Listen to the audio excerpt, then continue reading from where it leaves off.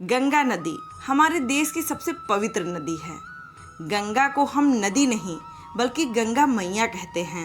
गंगा माँ को भगवान की तरह पूजनीय माना जाता है।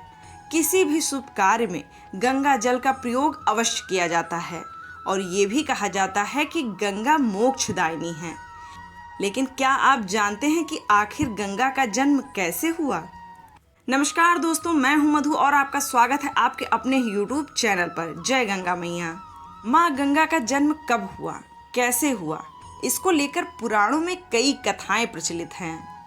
वामन पुराण के अनुसार जब भगवान विष्णु ने वामन रूप में आकाश नापने के लिए अपना एक पैर आकाश की ओर उठाया तो साक्षात ब्रह्मा जी ने भगवान विष्णु के चरण धोकर उसे अपने कमंडल में भर लिया और इसी जल के तेज से ब्रह्मा जी के कमंडल में माँ गंगा का जन्म हुआ। ब्रह्मा जी ने गंगा को हिमालय को सौंप दिया। एक कथा ये भी है कि वामन के पैर की चोट से आकाश में छेद हो गया और उसमें से 3 धाराएं फूट पड़ी। एक धारा पृथ्वी पर गिरी, दूसरी स्वर्ग में और तीसरी पाताल में चली गई। आखिर कैसे आई गंगा माँ धरती पर?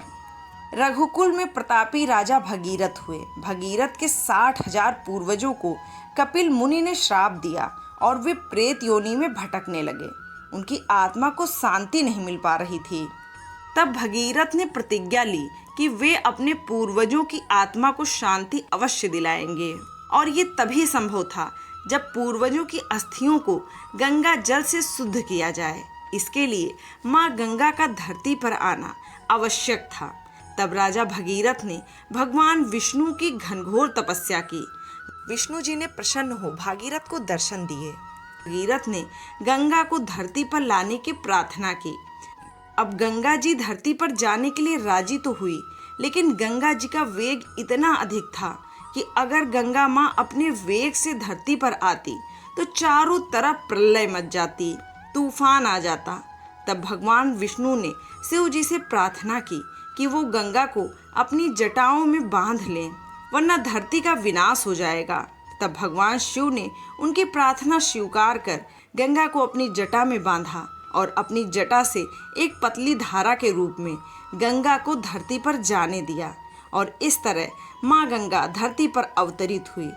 दोस्तों, वीडियो आपको कैसी लगी कमेंट में ज़रूर बताएं। वीडियो को लाइक करें, शेयर करें और ऐसे ही वीडियोस के लिए चैनल को सब्सक्राइब करना ना भूलें। धन्यवाद।